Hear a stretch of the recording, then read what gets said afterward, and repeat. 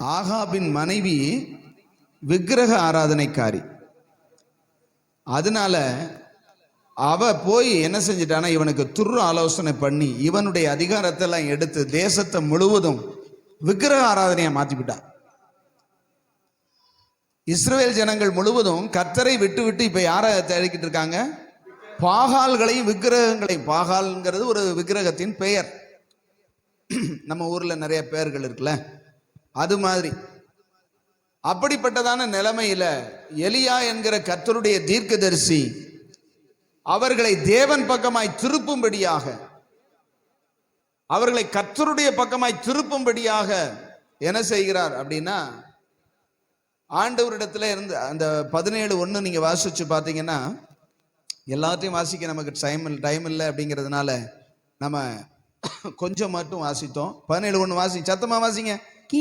வாசிக்க தெரிஞ்சவங்க டகா டகான்னு வாசிக்கணும். கிலெயாத்தின் குடிகளிலே திஸ்பியனாகிய எலியா ஆகாபை நோக்கி, என் வாக்கின்படியே அன்றி இந்த வருஷங்களிலே பனியும் மழையும் பெய்யாதிருக்கும் என்று இஸ்ரவேலின் தேவனாகிய கர்த்தருக்கு முன்பாக நிற்கிற நான் அவருடைய ஜீவனை கொண்டு சொல்லுகிறேன் என்றான். இப்படிப்பட்டதான ஒரு நிலைமையில, எப்படிப்பட்ட நிலைமைனா, தேசமே சோரம் போய்விட்டது. தேசமே பாகாலை சேவித்து கொண்டிருக்கிறது, விக்கிரக ஆராதனை செய்து கொண்டிருக்கிறது. கர்த்தரை தேடுகிறவன் இல்ல, கர்த்தரை தேடுகிற மனிதர்களை பார்க்க முடிவதில்லை. அந்த மாதிரி ஒரு சூழ்நிலைமையில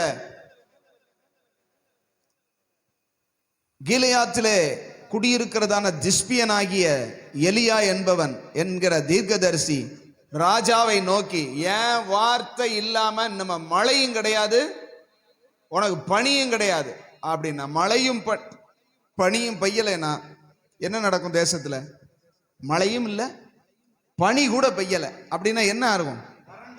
வறண்டு போகும். ஏறத்தாழ 3 வருஷமா இல்லை. எத்தனை வருஷமா? 3 வருஷம் 6 மாசமா ஏறத்தாழ மழையும் இல்லை, பனியும் இல்லை. தேசம் வறண்டு போய் பஞ்சம் தலைவிரிச்சு ஆடுது. மாட்டுக்கு, ஆட்டுக்கு, குதிரைக்கு புல்லு கூட கிடைக்கல. எங்க புல்லு கிடைக்க? ஏதாவது பனி பெஞ்சா கூட பனியில என்ன செஞ்சிடும்? வளர்ந்துரும். இப்படிப்பட்ட ஒரு நெருக்கமான சூழ்நிலைமையை ஆண்டவருடைய வார்த்தையின்படி அவன் என்ன செய்தான்? அறிவிச்சான். இப்ப ராஜா இந்த காரியத்திற்கு, இந்த பிரச்சனைக்கு, இந்த போராட்டத்திற்கு, இந்த வறட்சிக்கு காரணம் எலியாதே அப்படின்னு சொல்லி அவனை பிடிக்கிறதுக்கு என்ன செய்யறான்? தேடுறான். இவன் போய் எங்க ஒளிஞ்சுக்கிட்டான்னா, நீங்க வாசிச்சு வீட்டுக்கு போய் 17, 18 எல்லாம் வாசிச்சு 17 வாசிச்சு பாருங்க. அங்க போய் கேரி தாற்றங்கண்டையில என்ன செய்ய போய் ஒளிஞ்சுக்கோங்கிறாரு. அவன் போய் அங்க போய் ஒரு கெபியில ஒளிஞ்சிடறான். அங்க அந்த ஆத்து தண்ணி வத்தி போயிருது. ஆறு எவ்வளவு நாள் தண்ணி வரும்? மழை பெஞ்சா தானே வரும். மழையும் பெய்யல, தண்ணியும் இல்ல. அதனால அங்க இருந்து கிளம்ப வேண்டிய சூழ்நிலைமை. பிறகு சாரிபாத்துங்கிற ஊருக்கு போய், தேசத்தை விட்டு வெளியே போய் அங்க விதவை வீட்டுல போய் என்ன செய்யறாரு? இருக்க சொல்றாரு. அங்க விதவை சாக கிடக்கா. என்ன சொல்ற? ஒரு பிடி மாவு மட்டும்தான் இருக்கு அப்படின்னு சொல்ற.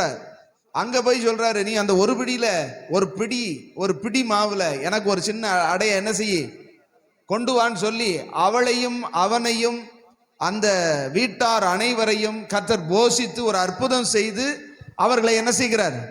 காப்பாற்றுகிறார். ஏறத்தாழ 3 வருஷமா ஒரு பிடி மாவு அருவா போகவே இல்லை, காலியா போகவே இல்லை. கொஞ்சோன்னு கலசத்துல என்ன இருந்தது, எடுத்தனா மறுபடியும் அதே அளவுக்கு வந்துருது.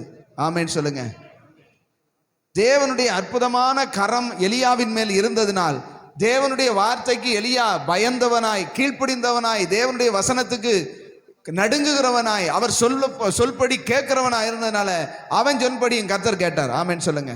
அவன் சொல்லுவான், தேசத்தின் மேல மழை பெய்கிற வரைக்கும் உன்னுடைய கலசத்துல மாவும் குறைவதில்லை, எண்ணெயும் குறைவதில்லைன்னு சொன்ன வார்த்தையை கர்த்தர் கனப்படுத்தி எடுக்க எடுக்க எடுக்க எடுக்க என்ன செய்து அட்சய பாத்திரமாய் மாற்றி விட்டார். ஆமேன்னு சொல்லுங்க. அல்லேலூயா. உலகம் முழுவதும் பஞ்சமாயிருந்தாலும், தேசம் முழுவதும் பஞ்சமாயிருந்தாலும், யாருக்கும் எதுவும் இல்லையானாலும் கர்த்தருடைய வார்த்தைக்கு கீழ்ப்படுகிற ஒவ்வொருவருடைய வாழ்க்கையிலையும் இல்லாதது போல் இருந்தாலும் எடுக்க எடுக்க எடுக்க குறையாத தேவனுடைய வல்லமை இருக்கிறது. அல்லேலூயா. ஏனென்றால் தேவனுடைய வார்த்தைக்கு கீழ்ப்படுகிற ஒவ்வொரு வாழ்க்கையிலையும் கர்த்தர் அப்படிப்பட்ட அற்புதங்களை செய்ய போதுமானவராய் இருக்கிறார். ஹல்லேலூயா. ஏன்னா அந்த விதவை உண்மையை சொன்னா, என்கிட்ட ஒரே ஒரு கைப்பிடி மாவும் கொஞ்சோன்னு எண்ணெயும் தான் இருக்கு, அதை வைத்து நான் ஒரு அப்பத்தை சுட்டு நானும் என் குமாரனும் சாப்பிட்டு விட்டு செத்து போகத்தான் இருக்கிறோம், வேற வழி இல்லைனா. அப்படிப்பட்ட நிலைமையிலையும் நீ கர்த்தரை கனம் பண்ணு, கர்த்தருக்கு அதுல ஒரு பங்கை கொடு அப்படின்னு சொன்னதுக்கு அவளும் கீழ்ப்படிஞ்சா. ஆமென் சொல்லுங்களேன். அல்லேலூயா. எத்தனையோ வீடுகள் இருந்தாலும் சாரிபாத்துங்கிற ஊருக்கு போய், அது தேசத்தை விட்டு வெளியே இருக்கிறதான பகுதி, அங்கே போய் ஒரு விதவை வீட்டுல போய் ஒரு தீர்க்கதரிசியை இருக்க சொல்றாரு. நல்லா தெரிஞ்சுங்க, விதவை வீட்டுக்கு யாரும் என்ன செய்ய மாட்டாங்க, ஆம்பளையாளு போச்சோன்னா போவோமா? ஒரு பையனும் அந்த பொம்பளை மட்டும்தான் இருக்கிறான். அங்க போய் என்ன செய்ய, நீ போய் இருந்துக்கோன்னு சொல்றார். அதுக்கு கீழ்ப்படிறது கொஞ்சம் கஷ்டம். இவனும் கீழ்ப்படிஞ்சான், இவன் சொல்லுக்கு அவளும் கீழ்ப்படிஞ்சாள். ஆமென் சொல்லுங்களேன். அல்லேலூயா. கர்த்தர் சொல்றதுக்கு முதல்ல கீழ்ப்படிய நம்ம என்ன செய்யணும்? நம்ம அறிவு வேற, அவர் அறிவு வேற. நம்ம யோசனை வேற, அவர் யோசனை வேற. அதனால அவர் சொல்றது எதுனாலும் சரி, பங்கம் போல தெரிந்தாலும் பாதகம் போல் தெரிந்தாலும் கர்த்தர் சொன்னா செய்யணும். அல்லேலூயா. அல்லேலூயா சொல்லுங்க. கர்த்தர் சொல்றதுக்கு எதிர்கேள்வி கேட்டு அது நான் எப்படி, இது நான் எப்படி, நீ உருப்படியோடய சேர போறது கிடையாது. கர்த்தர் உனக்கு ஒரு நன்மையும் செய்ய முடியாது. ஆமென் சொல்லுங்க. தேவனுடைய வார்த்தைக்கு கீழ்ப்படிதல் மட்டும்தான் நம்ம செய்யணும். வேற எதையுமே கேட்கறதுக்கு நமக்கு என்ன இல்லை. அவர் சகலத்தையும் அறிந்தவர். அங்க சொல்லப்பட்டிருக்க அந்த வசனத்தை நீங்க வாசிச்சு பாருங்களேன். 17:9 நீ எழுந்து சீதோனுக்கு அடுத்த சாரிபாத் ஊருக்கு போய் அங்கே தங்கியிரு, உன்னை பராமரிக்கும்படி அங்கே இருக்கிற ஒரு விதவைக்கு கட்டளையிட்டேன் என்றார். அங்க ஆண்டவர் தெளிவா சொல்றாரு பாருங்க. அங்க இருக்கிற விதவைக்கு கட்டளையிட்டாராம். எதுக்கு? ஒன்னிய பராமரிக்கிறதற்காக. ஆக்சுவலா அங்க நடந்த சம்பவத்தை நீங்க பாத்தீங்கன்னா, அந்த ஸ்திரீய, அந்த சாரிபாத் விதவை வீட்டத்தை இவன் போய் பராமரிச்சுக்கிட்டு இருந்தான். ஆமே. நீங்க யோசிச்சு பாருங்க. அந்த விதவை வீட்டுல இவன் வந்ததுனால மாவு குறையாம, இவனுடைய வரவுனால அவங்களுக்கு வரவு இருந்ததா, இவன் வரவுனால செலவு இருந்ததா? அவ சொல்றா, 2 சுள்ளியை புறக்கிக்கிட்டு இருக்கேன், 2 இந்த முள்ளு குச்சியை புறக்கிக்கிட்டு இருக்கேன், சுள்ளி அதை புறக்கிக்கிட்டு இருக்கு. எதுக்குன்னா, கொஞ்சோண்டு மாவு இருக்கு, கொஞ்சோண்டு எண்ணெய் இருக்கு, ஒரு அப்பத்தை சுட்டு நானும் என் மகனும் சாப்பிட்டுட்டு செத்து போகிறோம்னு சொல்ற வீட்டுக்கு இனி அவளுக்கு நம்பிக்கையே. இனி என்னைக்கு மழை பெய்ய, என்னைக்கு நமக்கு விதைக்க, என்னைக்கு அறுக்க, என்னைக்கு வேலை கிடைக்க, என்னைக்கு சம்பாத்தியம் கிடைக்க, என்னைக்கு சாப்பிட முடியும், இன்னைக்கோட சரி அப்படின்னு சொல்லி முடிவுல இருக்கிற வீட்டுக்கு போய் அவ கர்த்தருடைய வார்த்தைக்கு கீழ்ப்படுகிறாளான்னு பார்த்தா. ஆமென் சொல்லுங்களேன். அந்த கொஞ்சத்துல ஆண்டவருடைய வசனத்துக்கு அவ உண்மையா இருந்தனால, வார்த்தைக்கு உண்மையா அவனுக்கு ஒரு பங்கை கொண்டு வந்து கொடுத்துட்டு போய் பார்த்தா எடுத்தளவே மாவு இருக்கு. ஆமென் சொல்லுங்களேன். எடுத்துக்கிட்டே இருக்கா 3 வருஷம் ஆச்சு. மாவு, அந்த பிணைஞ்ச மாவு புளிக்கவும் மாட்டேங்குது. ஆமென் சொல்லுங்களேன். நமக்கு 3 மணி நேரத்துல புளிச்சிருது. 3 வருஷமா புளிக்கல. ஏன்னா மொத்தமா இருந்தா புளிச்சிரும், கொஞ்சம் கொஞ்சமா தானே வருது. ஆமென் சொல்லுங்க. அல்லேலூயா. ஆண்டவர் செய்கிற அனுபவங்கள் புளிப்பு இல்லாததா இருக்கும். ஆமென் சொல்லுங்க. அப்படின்னா என்னன்னா, புளிச்சு போகாது, இதானாக்கும் அப்படின்னு இல்லை, அனுதினமும் அற்புதங்கள். அல்லேலூயா. இப்படிப்பட்ட சூழ்நிலை மேல 3 வருஷம் ஆனவனை கர்த்தர் சொல்றாரு, நீ போய் உன்னை ஆகாப்புக்கு காண்பிங்கிறார். இந்த காரியங்கள்லாம் எதுக்கு நடக்குது அப்படின்னா, தேசத்தை தேவன் பக்கமாய் திருப்பணும். தேசத்தில் இருக்கிற ஜனங்கள் எல்லாரும் சோரம் போனார்கள், எல்லாரும் விக்கிரக ஆராதனை பண்ணிவிட்டார்கள். அதனாலதான் இஸ்ரவேல் தேசத்தில் இருக்கிற ஒரு விதவைக்கு அனுப்பாம சீதோனுக்கு அடுத்த சாரிபாத்துக்கு அனுப்பினார். அல்லேலூயா. இஸ்ரவேல் இருக்கிற ஒரு பொம்பளை கூட விதவை இல்லையா? இல்ல அவங்க எல்லாம் கீழ்ப்படுகிறவங்க கிடையாதா? அப்படின்னா அவங்க எல்லாருமே தேவனை விட்டு தூரமாய் போய்விட்டார்கள். ஆனபடினால வெளியில இருக்கிற ஒரு இடத்துக்கு அனுப்பி அவளை கீழ்ப்படிய வச்சு. ஆமென் அல்லேலூயா சொல்லுங்க. அப்படின்னா அதுல இருந்து என்ன தெரியுதுன்னா, தேவனுடைய நாமம் தரிக்கப்பட்ட நாம கீழ்ப்படியலைன்னா கீழ்ப்படியாமலே இருக்கிற வெளியில் உள்ள ஒரு ஆளை கொண்டு வந்து கீழ்ப்படிய வைப்பார். ஆமென் சொல்லுங்களேன். நம்ம கீழ்ப்படிய மறுத்தோம்னா கீழ்ப்படுகிற மக்கள், கீழ்ப்படியாமையின் மக்களாயிருக்கிறவர்களில் கீழ்ப்படிகிறவர்களை கொண்டு வந்து அற்புதம் செய்வார். அல்லேலூயா. ரொம்ப ஜாக்கிரதையாய் நாம் ஒவ்வொரு காரியங்களையும் என்ன செய்யணும்னா தேவனுக்கு முன்பதாக தாழ்மையோடு அவர் சொல்லுகிறதுக்கு கீழ்ப்படிய கற்றுக்கொள்ளணும். அல்லேலூயா. சரி, அடுத்து பாத்தீங்கன்னா இப்ப சொல்றாரு, நீ போய் ஆகாபுக்கு உன்னை காண்பி அப்படின்னு சொல்லும் போது மறுபடியும் போய் அவன் தன்னை காண்பிக்கிறான். அங்கே பார்க்கும்போது அவர் சொல்ற, இவ்வளவு பிரச்சனைக்கு நீதே காரணம் அப்படின்னு சொல்லும் போது எலியா சொல்றாரு, நான் காரணம் இல்லை, நான் காரணம் கிடையாது, எல்லாவற்றுக்கும் நீயும் உன் மனைவிந்த. வாசிங்க 18 வாசிங்க, 17 வாசிங்க. 17. ஆகாப் எலியாவை கண்டபோது, ஆகாப் எலியாவை பார்த்த பொழுது, ஆகாப் அவனை நோக்கி, இஸ்ரவேலை கலங்க பண்ணுகிறவன் நீ அல்லவா என்றான். நீதானே அப்படிங்கிறான். அதற்கு அவன், இஸ்ரவேலை கலங்க பண்ணுகிறவன் நான் அல்ல, கர்த்தரின் கட்டளைகளை விட்டு பாகால்களை பின்பற்றினதினால் நீரும் உம்முடைய தகப்பன் வீட்டாருமே இஸ்ரவேலை கலங்க பண்ணுகிறவர்கள். யாரு கலங்க பண்றா? யாரு கலங்க? அங்க தெளிவா சொல்றாரு, நீதான் இவ்வளவுக்கும் காரணம், நீதானே வந்து சொன்ன, என் வார்த்தை இல்லாம, நான் சொல்லாம மழையும் கிடையாது பனியும் கிடையாது, நீ சொன்னதுனாலதான் இப்படி போச்சு, நீ செஞ்சதுனால, ஏன் ஆண்டவராலதான் போச்சு, ஆண்டவருடைய தீர்க்கதரிசினாலதான் போச்சுன்னு சொல்லலாம். அவன் சொல்லத்தான் செஞ்சான், இல்லைன்னு சொல்லல. ஆனா கர்த்தர் சொன்னார். ஆமைன்னு சொல்லுங்களேன். கர்த்தர் சொன்னது வார்த்தையத்தான் சொன்னான். காரணம் என்ன? தம்முடைய ஜனங்களை தம் பக்கமாய் திருப்பிக் கொள்ளுவதற்காக. அல்லேலூயா, அல்லேலூயா சொல்லுங்க. இந்த காரியங்களை செய்த பொழுது அவர்கள் எல்லாரும் இப்ப நெருக்கப்படுகிறார்கள். ஒரு புல்லு கூட கிடைக்கல, தண்ணி கூட கிடைக்கல, பயங்கரமா என்ன சூழ்நிலைமைனா வறட்சி, சமாளிக்க முடியல, விளைவு இல்லை, பஞ்சம் தலைவிரிச்சு ஆடுது. அந்த மாதிரி சூழ்நிலைமையில இப்ப ராஜா நான் என்ன செய்யணும்னு கேட்கிறான். இப்போது நீ கர்மெல் பர்வதத்துக்கு இஸ்ரவேல் அனைத்தையும், பாகாலின் தீர்க்கதரிசிகள் 450 பேரையும், 19வது வருஷம் யேசபேலின் பந்தியிலே சாப்பிடுகிற தோப்பு விக்கிரகத்தின் தீர்க்கதரிசிகள் 400 பேரையும் என்னிடத்தில் கூட்டிக் கொண்டு வர ஆட்களை அனுப்பும் என்றான். அப்படின்னு சொல்லி ஒரு திட்டத்தை சொல்றேன். எல்லாரையும் கூட்டிட்டு வா, இஸ்ரவேல் அனைத்தையும் கூட்டிட்டு வா, பாகால் தீர்க்கதரிசிகளை கூட்டிட்டு வா, யேசபேல்ங்கிற வீட்டுக்காரியனுடைய பந்தியில எவ்வளவு பேர் சாப்பிடுறாங்களாம் டெய்லி? அங்க போட்டிருக்கு பாருங்க, யேசபேலின் பந்தியிலே சாப்பிடுகிற தோப்பு விக்கிரகத்தின் தீர்க்கதரிசிகள் 450 பேர். அவ எப்படிப்பட்டவளா இருக்கா? தோப்பு விக்கிரகத்தை செஞ்சு தோப்புல நட்டி தோப்புல பூசாரிகளா இருக்கிற, தீர்க்கதரிசியா இருக்கிற 450 பேருக்கு டெய்லி விருந்து. அவ எப்படியாப்பட்ட ஆளா இருப்பான்னு பாருங்க. அவரே தேசத்தையே கெடுக்கிறதுக்கான யேசபேலின் ஆவி. யேசபேல்.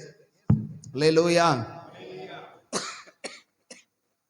அங்க சொல்றார், எல்லாரையும் கூப்பிடு, யாரு மெய்யான தெய்வம்ங்கிறத என்ன செய்வோம் பார்ப்போம் அப்படின்னு சொல்லி ஒரு காரியங்களை அங்க நிகழ்த்தும்படி, எல்லாரையும் ஒருமனப்படுத்தும்படி, எல்லாரையும் ஒருங்கிணைக்கும்படி கர்த்தருடைய திட்டத்தை அவர் செயல்படுத்துகிறத நம்ம பார்க்கிறோம். ஆமென்.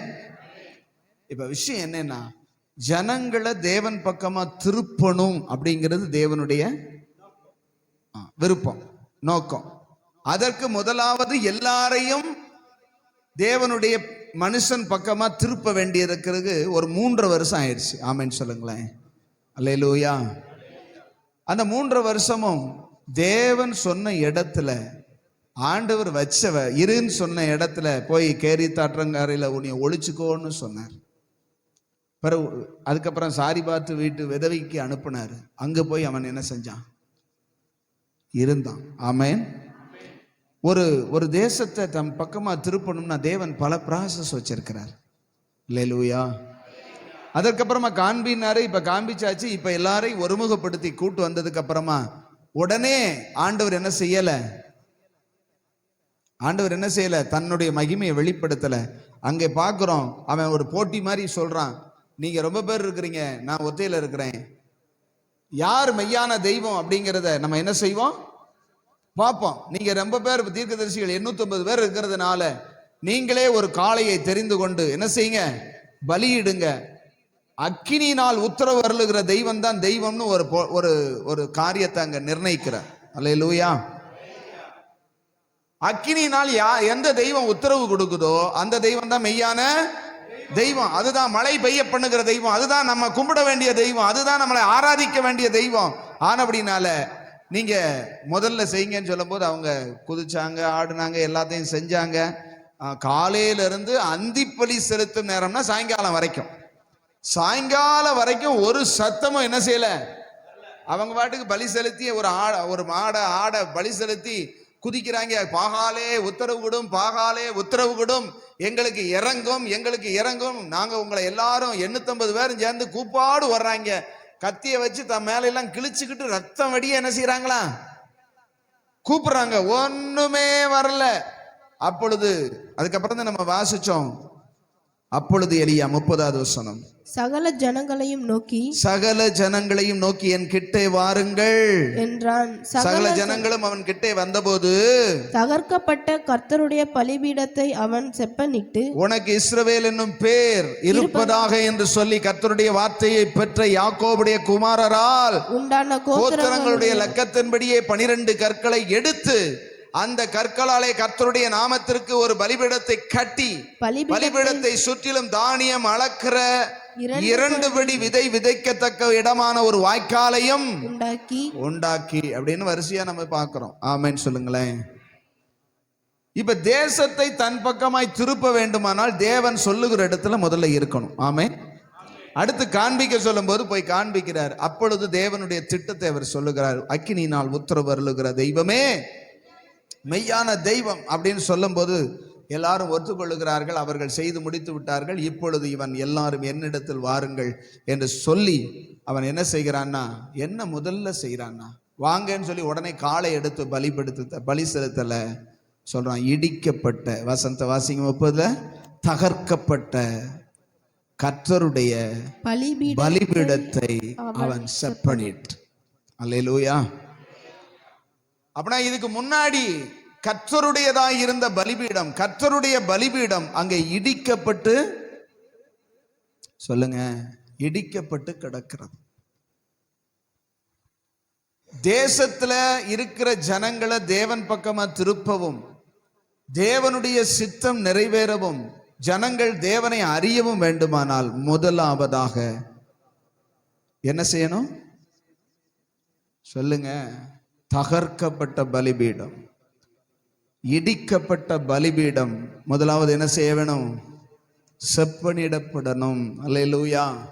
இன்னைக்கு அநேகருடைய வாழ்க்கையில தேவனுடைய நாமத்தை மகிமைப்படுத்துகிற பலிபீடமாகிய ஜெப வாழ்க்கை தகர்ந்து கிடக்கிறது. பலிபீடம்னா என்னது? தேவனுக்கு பலி செலுத்துகிற, தேவனுக்கு மகிமை செலுத்துகிற, தேவனை ஆராதிக்கிற இடம். ஆமென் சொல்லுங்களேன். ஒவ்வொருவருடைய வாழ்க்கையிலும் தேவன் வைத்திருக்கிற திட்டத்தையும் தேவன் வைத்திருக்கிற சித்தத்தையும் நிறைவேற்ற வேண்டுமானால் முதலாவது செப்பனிடப்பட வேண்டியது பலிபீடம். அல்லேலூயா. நம்முடைய வாழ்க்கையில நம்முடைய சரீரம்னு எடுத்துக்கிட்டா, இதை ஒரு கோயில்னு எடுத்துக்கிட்டா, ஆண்டவர் சொன்ன நீங்களே தேவனுடைய ஆலயம். ஆலயத்துல பலிபீடம் எங்க இருக்கும்? எங்க இருக்கும்? உள்ள மகா பரிசுத்த ஸ்தலத்துக்கு முன்னாடி இருக்கும். நம்முடைய இருதயம்தான் தேவனுடைய பலிபீடம். ஆமென் சொல்லுங்களேன். அநேகருடைய இருதயம் தேவனோடு இல்லாமல் இடிக்கப்பட்டு கிடக்கிறது, தகர்க்கப்பட்டு கிடக்கிறது. பலிபீடங்கள் செப்பனிடப்படணும்னு ஆண்டவர் சொல்றார். அல்லேலூயா. அல்லேலூயா சொல்லுங்க. பழைய இடிந்து போன ஒரு ஜெப வாழ்க்கை, பழைய இடிந்து போன நிலைமையில இருக்கிற ஒரு வாழ்க்கையை மறுபடியும் செப்பனிட கர்த்தர் விரும்புகிறார். அல்லேலூயா. அல்லேலூயா சொல்லுங்க. நான் ஒரு காலத்துல ரட்சிக்கப்பட்ட புதுசுல நான் அப்படி ஜெபம் பண்ணேன். நான் மணிக்கணக்கா ஜெபம் பண்ணேன். அது இன்பமா தேவ சமூகம் இருந்தது. ஆனா இப்ப இடிக்கப்பட்டு கிடக்கிறது. அப்ப மணிக்கணக்கா உட்கார்ந்து அழுது அழுது அழுது ஜெபம் பண்ணி அந்த தேவ பிரசன்னத்துல இருந்தேன். இப்பயும் அழுதுகிட்டு தான் இருக்கிறேன். ஒண்ணும் இல்லையேன்னு ஜெபிக்கவே முடியல. பலிபீடம் இடிக்கப்பட்டு கிடக்கிறது. அல்லேலூயா. ஆண்டவர் அந்த இடத்துல சொல்லப்பட்ட கர்த்தருடைய பலிபீடத்தை அவன் செப்பனிட்டு உனக்கு இஸ்ரவேல் என்னும் பெயர் இருப்பதாக. இஸ்ரவேல் என்றால் தேவனுடைய பிரபு. ஆமென் சொல்லுங்க. இஸ்ரவேல் அப்படின்னா தேவனுடைய பிரபுன்னு அர்த்தம். நீ தேவனுடையவனா, தேவனுக்குரியவனா நீ இருக்கணும்னு கர்த்தர் விரும்புறார். ஆமென் சொல்லுங்களேன். பலிபீடம் செப்பனிட்டு ஒழுங்கா இருந்தா அது தேவன் விரும்புகிற, தேவனுக்கு ஏற்றதானதா இருக்கும். அதுக்கப்புறமா சொல்றாரு, இஸ்ரவேலின் 12 கோத்திரங்களுடைய பெயர்களுக்கு தக்க 12 கற்களை எடுத்து அந்த கற்களினால் கர்த்தருடைய நாமத்திற்கென்று ஒரு பலிபீடத்தை, இன்னொரு புது பலிபீடம்.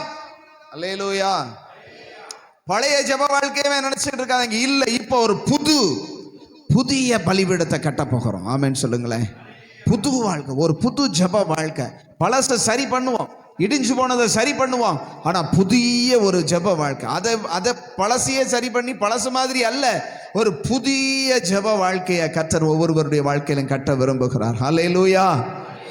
அப்படி கட்டி எழுப்பி அதுக்கப்புறமா பலி செலுத்தி அதுக்கப்புறமா செய்ய வேண்டியதை செஞ்சு என்னை கேட்டருளும் அப்படின்னு சொன்னாத்தேன் அங்க அக்கினி இறங்கணும். ஆமென் சொல்லுங்களேன்.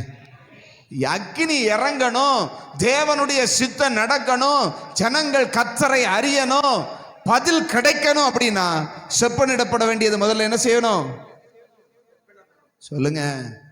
செப்பனிடப்பட வேண்டியது தகர்க்கப்பட்டு கிடக்கிற பலிபீடம் சரி பண்ணணும், புதிய பலிபீடம் கட்டப்படணும். அல்லேலூயா. இங்க வந்து நான் நின்னதுக்கு அப்புறமா ஆண்டவர் ஆராதனை அப்ப சொன்னாரு, இன்னைக்கு நிறைய பேருடைய பலிபீடம் தகர்ந்து கிடக்கிறது. நீ நினைச்சதை பேசாத, நீ எடுத்துட்டு வந்ததை பேசாத, இதை பேசுனார். அல்லேலூயா சொல்லுங்க. நான் இங்க வந்து ஆராதனை முடியும் போதுதான் ஜெபித்து கொண்டிருக்க 3வது ஜெப குறிப்புல தான் இந்த காரியத்தை கர்த்தர் சொன்னார். உங்க வாழ்க்கையில முதல்ல ஜெப வாழ்க்கைங்கிற பலிபீடத்தை செப்பனிடுங்க. அல்லேலூயா. கர்த்தர் உங்களுக்கு பதில் தரணுமா? வறட்சி இருக்கிறதா? 3 வருஷமும் 6 மாசமும் வறட்சியில ஒரு புல்லோ ஒரு சின்ன பசுமையோ இல்லாத வறண்ட நிலைமையா வாழ்க்கை இருக்குதா? பல வருஷம் ஆயிடுச்சா? ஒரு செழிப்பே காண முடியல, ஒரு மகிழ்ச்சியான அனுபவமே பார்க்க முடியலையா? கர்த்தர் சொல்ற, முதல்ல உன் வாழ்க்கைய செப்பனிடு, உன் ஜெப வாழ்க்கை செப்பனிடப்படட்டும். அல்லேலூயா. புதிய ஜெப அனுபவத்துக்குள்ள, புதிய ஜெப வாழ்க்கைக்குள்ள ஒரு புது பலிபீடத்தை நீ கட்டுங்கிறாரு. அல்லேலூயா. இதை கட்டுனீங்கன்னா தேவ மகிமையை பார்ப்பீங்க. கர்த்தர் அந்த பலிபீடத்தின் மேல அக்கினியா இறங்கி வருகிறத பார்ப்பீங்க. அல்லேலூயா. நீ செலுத்துற பலியை கர்த்தர் அங்கீகரிக்க, அங்க சொல்லப்பட்டிருக்கு நக்கி போட்டது. அங்க 38 கடைசியில சொல்லப்பட்டிருக்கிறது, அப்பொழுது கர்த்தரிடத்திலிருந்து அக்கினி இறங்கி அந்த சர்வாங்க தகன பலியையும் விறகுகளையும் கற்களையும் மண்ணையும் பட்சித்து வாய்க்காலில் இருந்த தண்ணீரையும் நக்கி போட்டது. அங்கே சொல்லப்பட்டிருக்க ஜனங்கள் எல்லாரும் அதை கண்டபோது முகங்குப்புற விழுந்து கர்த்தரே தெய்வம், கர்த்தரே தெய்வம், கர்த்தரே தெய்வம், கர்த்தரே தெய்வம் என்று சொல்லி ஆர்ப்பரித்தார்கள். அல்லேலூயா. அல்லேலூயா சொல்லுங்க. உங்களுடைய வாழ்க்கையில கர்த்தர் உயர்த்தப்படணும். உங்க லைஃப்ல நீங்க நடந்து கொள்ளுகிற உங்களுடைய வாழ்க்கை முறைமையில கர்த்தருடைய நாமம் மகிமைப்படணும் அப்படின்னா நீங்க முதல்ல செப்பனிட வேண்டியது உங்க வாழ்க்கை. ஆமென் சொல்லுங்களேன். ஜெப வாழ்க்கை, புதிய பலிபீடம் கட்டுங்க. புதிய அனுபவத்துக்குள்ள கர்த்தர் சொல்றதுக்கு முதல் கீழ்ப்படிங்க. ஆண்டவர் சொல்றதை செய்ய முயற்சி பண்ணுங்க. கொஞ்சம் கஷ்டம் தான். பிசாசு எதிர்த்து நிக்கிறது எதுக்கு எதிர்த்து நிற்பான் தெரியுமா? நீ காணிக்க கொடுக்கறது கூட எதிர்த்து நிற்க மாட்டான், சபைக்கு வர்றதுக்கு கூட எதிர்த்து நிற்க மாட்டான், ஊழியம் செய்கிறதுக்கு கூட எதிர்த்து நிற்க மாட்டான். அல்லேலூயா. எதுக்கு எதிர்த்து நிற்பான்? தேவனோடு நீ உறவுல என்ன செஞ்சிடாத. ஜெபம் என்பது என்னது? உறவு. போய் லிஸ்ட் வாசிக்கிறது இல்ல, அது முதல்ல ஸ்டார்டிங். ஆமென் சொல்லுங்களேன்.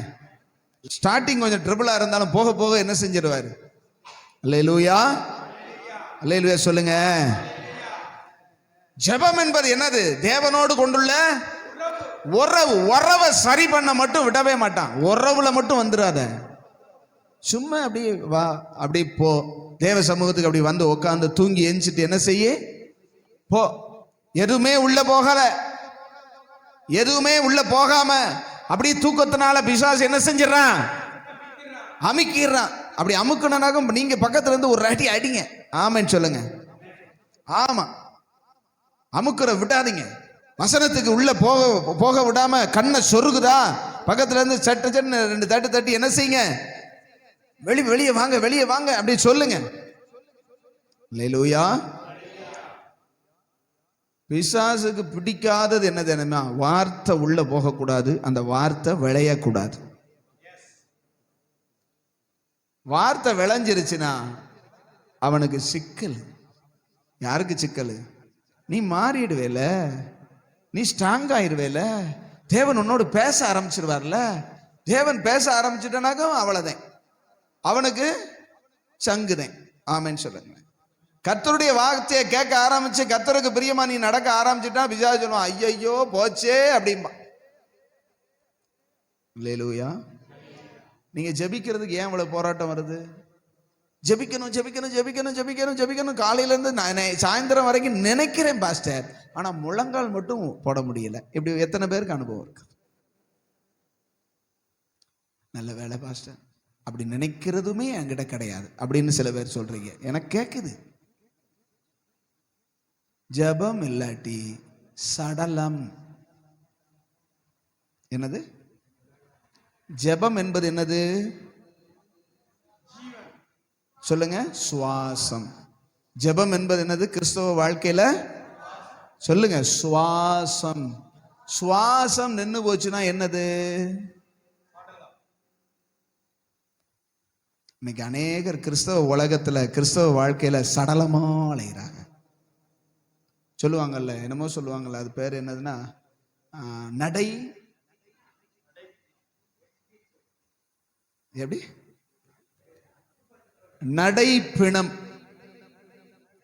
சில பேர் என்ன எப்படி இருக்கீங்க? இருக்கிறேன், சாக மாட்டாம கிடக்கிறேன், நடபணமா அலைகிறேன் அப்படி சொல்லுவாங்க. பார்த்துருக்கீங்களா? யாரும் சொல்றதுக்கு நானே சொல்றேன்னு சொல்றீங்களா? ஜெபம் இல்லாத ஆவிக்குரிய வாழ்க்கையினுடைய மறுபெயர் தான் என்னது? நடை. நடை. ஜீவன் இல்லாத உடம்புக்கு பேர் என்னது? பிணம் தானே. ஆமென். அப்புறம் சுவாசம் இல்லாட்டி என்னது? எவ்வளவு நாளுதான் வீட்டுல சுவாசம் இல்லாத உடலை வச்சிருப்பீங்க?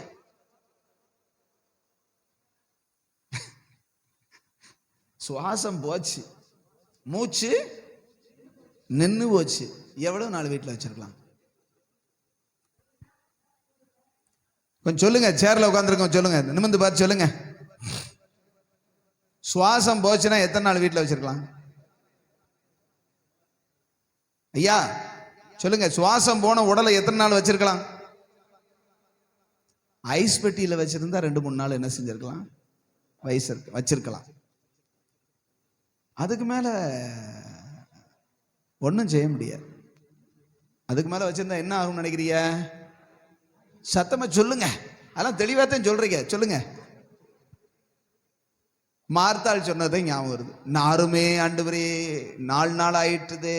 4 நாளைக்கே நாரும்னா நம்ம வாழ்க்கை எத்தனை நாள், எவ்வளவு காலம் ஜெபம் இல்லாம இருக்குது?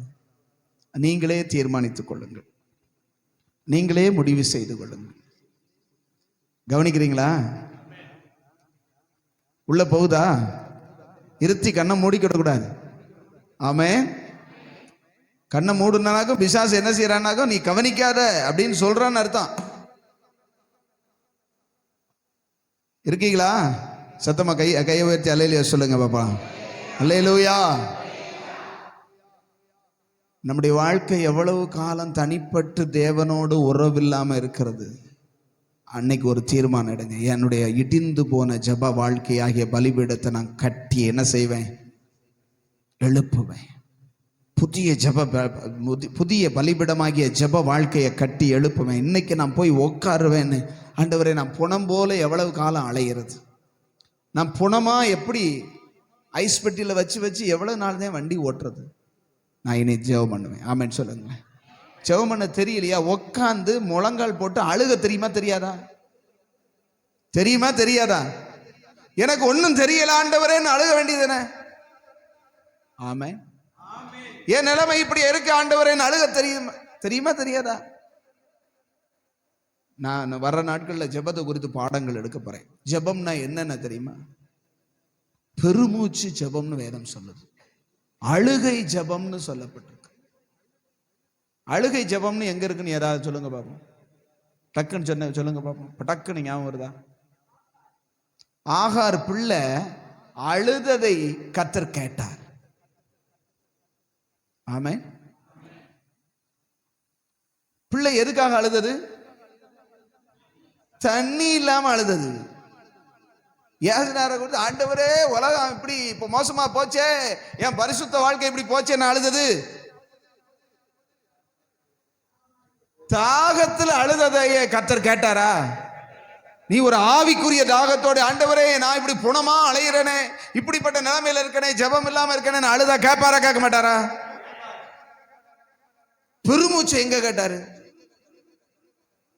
எகிப்து தேசத்துல அடிமைகளா இவர்களை கஷ்டப்படுத்தும் போது எப்பொழுது இது விடுதலை அப்படின்னு சொல்லி பெருமூச்சை தேவன் என்ன செஞ்சார்?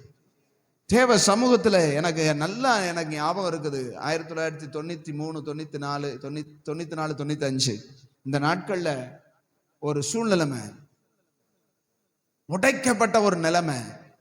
தேவ சமூகத்துல எனக்கு ஜெபிக்கிறதுக்கு இடம் இருக்காது. நாங்க இந்த ஏடிஎம் தெருவில் கோணத்தூர்ல இருக்கும்போது அங்க ஒரு வீட்டில் நாங்கள் குடியிருந்தோம் வாடகைக்கு. முன் வீட்டில் 2 தறி நெய்யும், அங்கே ஆள் நெய்வாங்க.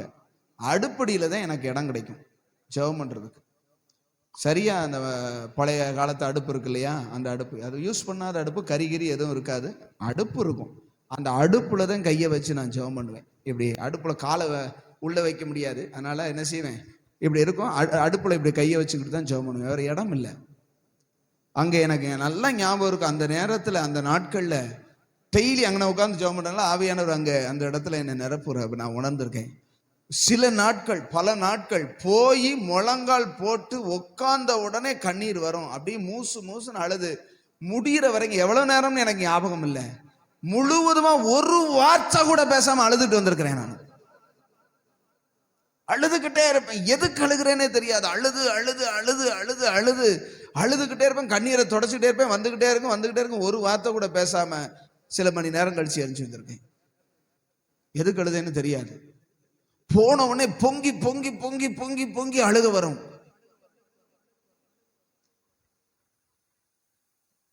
மணிக்கணக்கு அழுதுருக்கேன். நான் எங்க அம்மா இறந்ததுக்கு அழுகலை, என் வீட்டுக்காரி இறந்ததுக்கு நான் அழுகலை உட்காந்து. ஆனா மணிக்கணக்கா உட்காந்து நான் அழுதது ஞாபகம் எனக்கு இருக்குது. ஆமென் சொல்லுங்களேன். கண்ணீர் தாரை தாரையாய் விழுந்துகிட்டே இருக்கும். அந்த அடுப்புல விழுந்துகிட்டே இருக்கும். அது அடுப்பு வெறும் அடுப்பு தான்.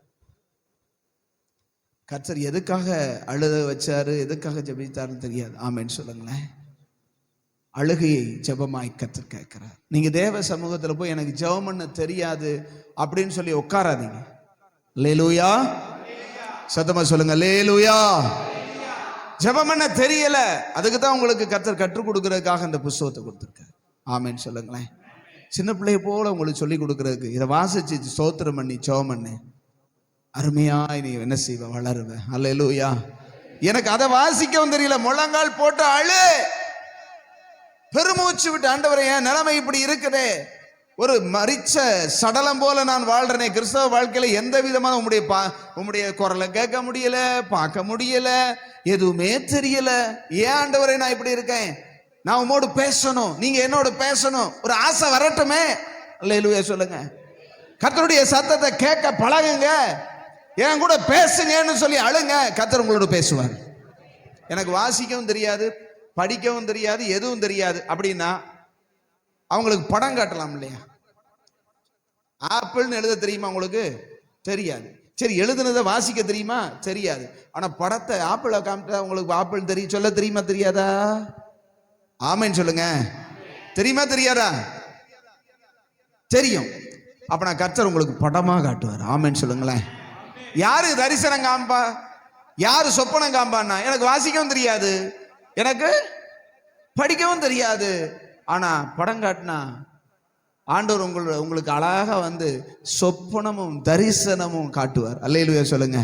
தாகம் வேணும், ஆண்டவர் சமூகத்துல உட்கார்ந்து கேளுங்க. எங்க மதனி உங்களுக்கு தெரியும், போன வாரத்துக்கு முந்தின வாரமெல்லாம் இருந்திருந்தாங்க. அவங்களுக்கு ஆனாவன்னா தெரியாது, வசனம்னா என்னன்னு தெரியாது, கையெழுத்து போட தெரியாது. அவங்க வீட்டில் யாரும் படிக்கல. என் வீட்டுக்காரி தான் ஒரு 4, 5, 6, 7 படிச்சிருக்கிறா. இவளுக்கு வாசிக்க தெரியும், அதனால இவளுக்கு சொப்பனமே வராது. ஆனா அவங்க செபம் பண்ண ஆரம்பிச்சுட்டாங்கன்னா தரிசனம், தூங்குனாங்கன்னா சொப்பனம். அல்லேலூயா சொல்லுங்க. ஏன் தெரியுமா? படிக்கவும் தெரியாது, எழுதவும் தெரியாது. ஆண்டவருக்கு உன்னை பத்தி நல்லா, உன்னை பத்தி தெரியும். யாருக்கு படத்தை காட்டணும்னு சொல்லி நீங்க போய் இந்த அரை கிளாஸ் போயிருக்கீங்களா? அந்த அரை கிளாஸ் பிள்ளைகளை கொண்டு விடுவாங்க 3 வயசுல. அங்க வந்து ஏ ஃபார் ஆப்பிள்னு சொன்னா அவனுக்கு புரியாது. ஆப்பிளை வந்து கையில கொடுத்து ஆப்பிள்னா அவன் ஆப்பிள்மா.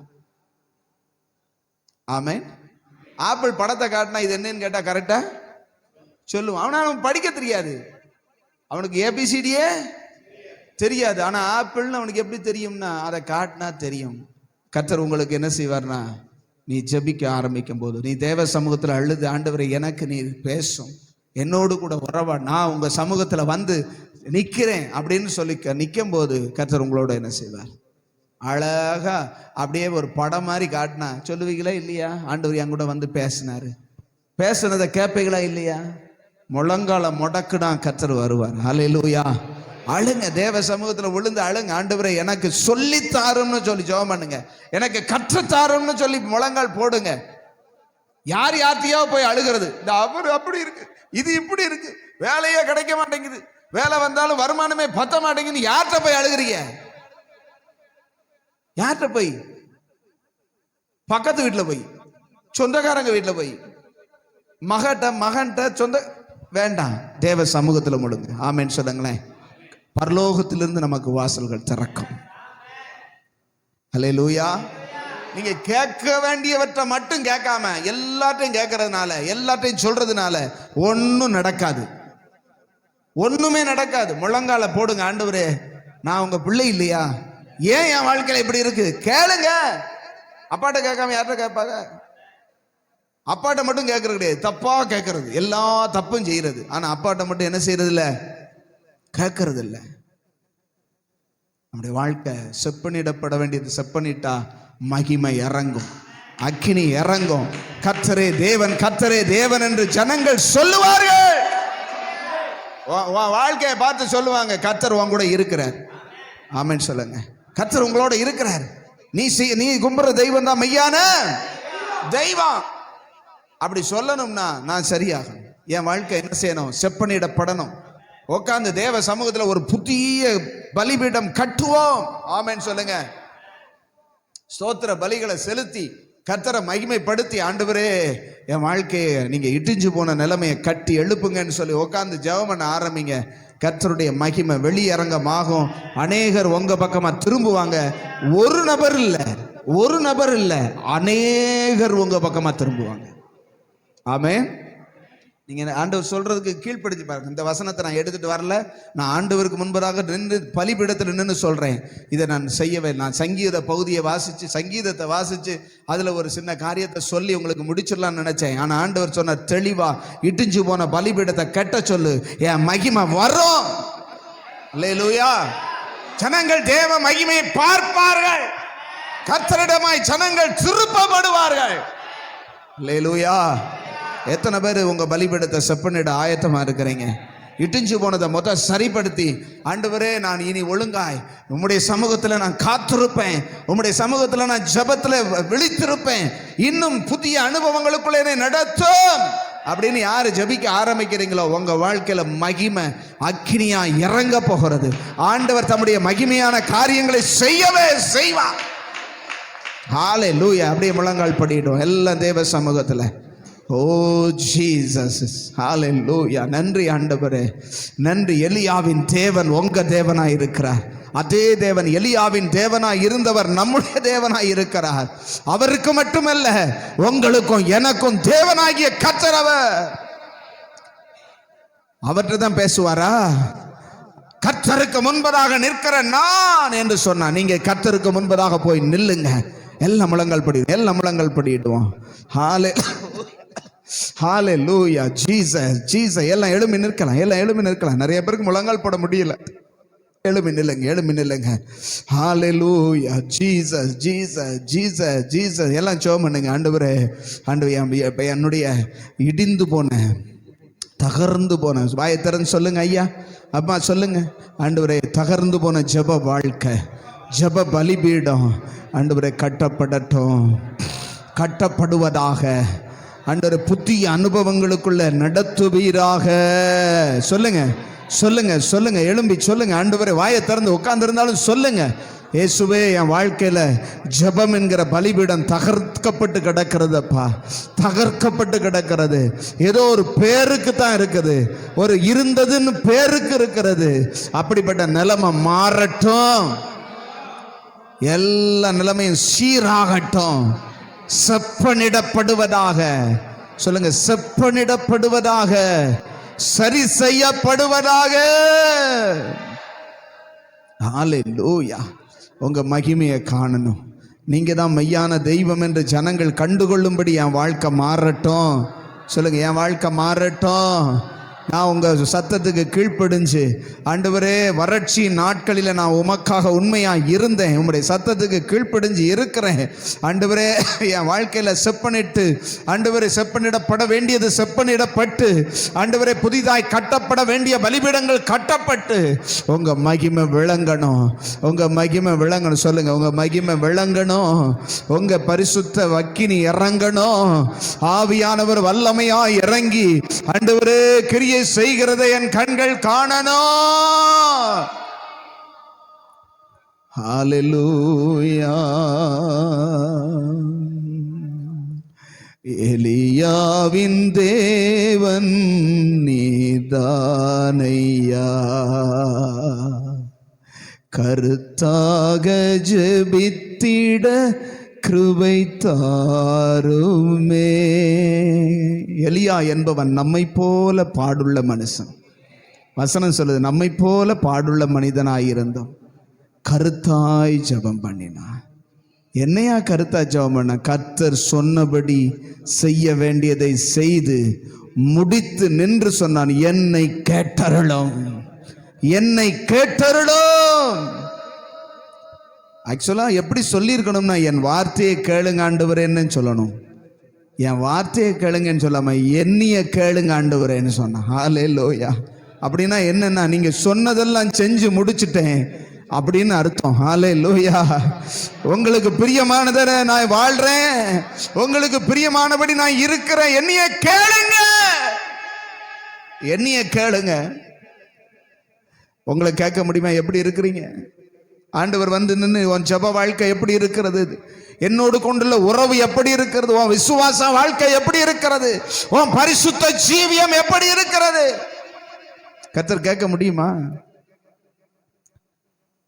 என்னை கேளும், என்னை கேட்டருளும்னு சொல்ல முடியுமா? ஹalleluya. பாகாலுக்கு முன்னாடி நிக்கிறதுக்கு பலன் வேணா, நீ கர்த்தருக்கு முன்னாடி நிக்கணும். ஹalleluya. சத்ருக்கு முன்னாடி ஒழுகணும், நீ கர்த்தருக்கு முன்னாடி நிக்கணும். சத்ருவுக்கு முன்னாடி நிக்க பலன் எப்ப வரும்னா, கர்த்தருக்கு முன்னாடி நிக்கும் போது தான் வரும். ஹalleluya. ஆண்டவரே, என் ஜெப பலிபீடம் இன்னைக்கு சரிப்படுத்த நான் ஒப்பு கொடுக்கிறேன். இனி ஜெபிக்க தெரியுதோ தெரியலையோ, உங்க சமூகத்துல உட்கார்ந்து அழுவேன் ஆண்டவரே. சொல்லுங்க, சொல்லுங்க, எனக்கு ஜெபிக்க தெரியலன்னு நான் சொல்ல மாட்டேன் ஆண்டவரே, எனக்கு ஜெபிக்க வராதுன்னு நான் சொல்ல மாட்டேன், உட்கார்ந்து அழுவேன். எனக்கு சொல்லித்தாங்க ஆண்டவரே, எனக்கு கற்றுத்தாங்க ஆண்டவரே, என் நிலைமை இப்படி இருக்குதேன்னு சொல்லி பெருமூச்சு விட்டு அழுகிற ஒரு நிலைமை எனக்குள்ள வரட்டும்னு சொல்லுங்க. வரட்டும் வரட்டும் வரட்டும் வரட்டும் வரட்டும். ஹalleluya ஹalleluya ஹalleluya ஹalleluya. Thank you Jesus. ஹalleluya. ஆண்டவர் சமூகத்தில் எல்லாரும் ஒருமனப்படுங்க. ஜெபத்தில் எஞ்சி வெளியே போகாதீங்க. ஆண்டவரை ஆராதிக்கும் போது கடைசி நேரத்தில் வெளியே போய் தேவனுடைய பிரசன்னத்தை இழந்து போகாதீங்க. ஒருமனமா ஆண்டவரே இந்த பிளஸ்ஸிங்கை பெற்றுக்கொள்ளுங்க, அந்த அபிஷேகத்தை பெற்றுக்கொள்ளுங்க. ஆண்டவரே ஆண்டவரே ஆண்டவரே ஆண்டவரே எனக்கு அந்த கிருபையை தாங்க தாங்க தாங்க. கேளுங்க, தாங்க. உம்மோடு உறவாடணும், உங்க சமூகத்துல நிக்கணும், உங்களோடு இணைஞ்சிருக்கணும். எந்த காரியம் தடையா இருந்தாலும் அதை உடைக்க ஆண்டவரே. ரிமல ரபதன ரபரவ ஷபரபலரி அந்தல ரபலா. எலியாவின் தேவன் நீதானையா, கருத்தாக ஜெபித்திட கிருபை தாருமே. எலியாவின் தேவன் நீதானையா, கருத்தாக ஜெபித்திட கிருபை தாருமே. எல்லாரும் ஆண்டவர் சமூகத்தில் கேட்கப்பா. எலியாவின் தேவன் அனையா, கருத்தாக ஜெபித்திட கிருபை தாருமே. எலியாவின் தேவன் நீதானையா, கருத்தாக ஜெபித்திட கிருபை தாருமே. பாகால் முன் உம்மை நான் உயர்த்திடவே, பலமான வல்லமை தாரும் தேவா. பாகால் முன் உம்மை நான் உயர்த்திடவே, பலமான வல்லமை தாரும் தேவா. சத்ருக்கள் முன் வீழ்ந்திடவே, ஆவியின் வல்லமை ஊற்றுமையா. சத்ருக்கள் முன் வீழ்ந்திடவே, ஆவியின் வல்லமை ஊற்றுமையா. எலியாவின் தேவன் நீதானையா, கருத்தாக ஜெபித்திட கிருபை தாருமே. எலியா நீதானையா, கருத்தாக ஜெபித்திட கிருபை தாருமே.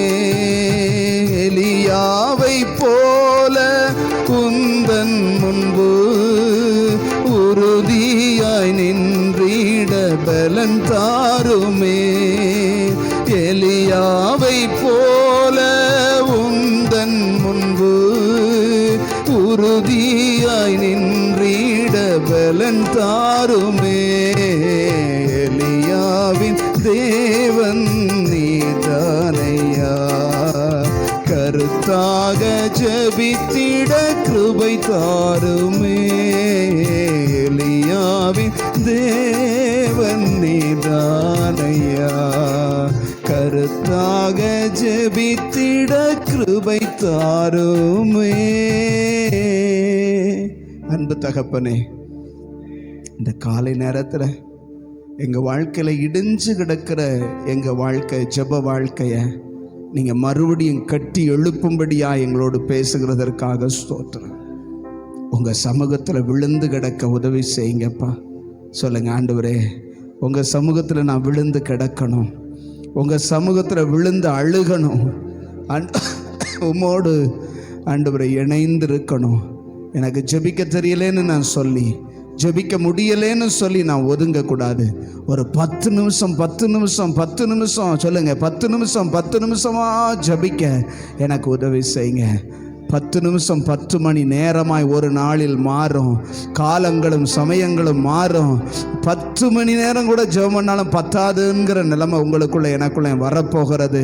கர்த்தர் அப்படியாய் அவரோடு கூட உங்களை இணைக்க திட்டமிட்டிருக்கிற தயவுக்காக நல்ல கரங்களை தட்டி சந்தோஷமா, ஆண்டவரே அந்த அபிஷேகம், அந்த ஜெப அபிஷேகம், ஆண்டவரே எந்நேரமும் ஜெபிக்கிற அபிஷேகம், இடைவிடாமல் ஜெபிக்கிற அபிஷேகம், எல்லாருக்காகவும் ஜெபிக்கிற அபிஷேகம், அபிஷேகம். ஆண்டவரே, திறப்பில நின்று ஜெபிக்கிற அபிஷேகம், சகோதரருக்காய் ஜெபிக்கிற அபிஷேகம், ஆண்டவரே நண்பர்களுக்காய் ஜெபிக்கிற அபிஷேகம், சிநேகிதர்களுக்காய் ஜெபிக்கிற அபிஷேகம், தேசத்துக்காக ஜெபிக்கிற அபிஷேகம், குடும்பங்களுக்காய் ஜெபிக்கிற அபிஷேகம், சபைக்காக திறப்பில நின்று ஜெபிக்கிற அபிஷேகம் ஊற்றுங்க ஆண்டவரே. பாரத்தை ஊற்றுங்க, பாரத்தை கொடுங்க.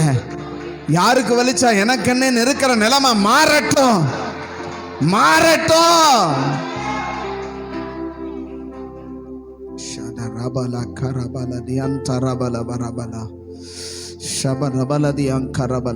கர்த்தருடைய ஆவியானவர் உன் வாழ்க்கையில செயல்பட ஆரம்பிக்கணும்னா நீ முழங்கால முடக்கு, ஆண்டவர் சமூகத்தில் போய் உட்கார. கர்த்தருடைய மகிமையை பார்ப்ப, கர்த்தருடைய நடத்துதலை பார்ப்ப, கர்த்தருடைய சத்தத்தை கேட்ப. கர்த்தர் உங்களோட பேசுகிறதுக்கு உன் செவி தெரிந்திருக்கட்டும். முழங்கால முடக்குவையா? ஆண்டவர் அப்படியே செய்து ஒவ்வொருவரையும் தனிப்பட்டு ஜெபிக்க கர்த்தர் உதவி செய்வதற்காக நன்றி. உங்க கரத்துல ஒப்பு கொடுத்து தாழ்த்துகிறோம். அருமை இரட்சகர் இயேசு கிறிஸ்துவின் மூலம் ஜெபித்து ஜெயம் எடுக்கிறோம் நல்ல பிதாவே.